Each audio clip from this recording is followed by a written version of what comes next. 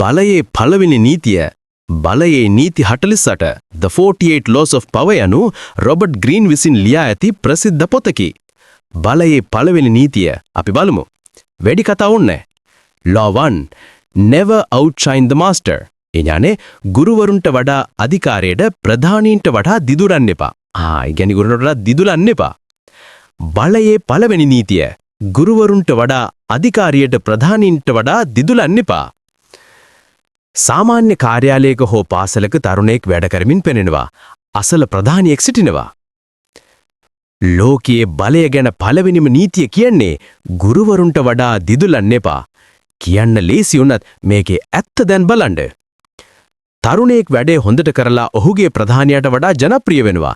ඒත් ප්‍රධානියාගේ මුහුණේ ඊර්ෂ්‍යාව පෙනෙනවා. ඔබේ වැඩ දක්ෂතාට හෝ බුද්ධිය Subscribe my friend my YouTube channel. ඔහුට බිය වෙනවා.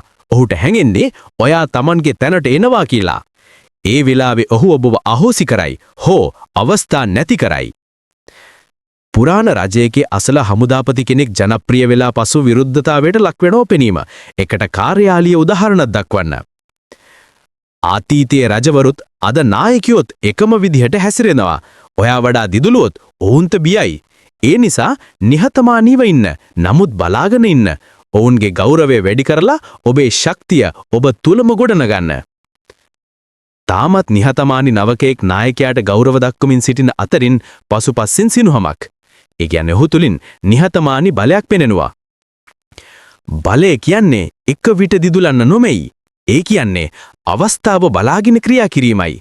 මතක තබා ගන්න. ගුරුවරුන්ට වඩා දිදුලන්න එපා. එහෙම කළාම ඔයාට අවස්ථා අහිමි නොවේයි. ඒවා ඔබ වෙත පැමිණෙනවා.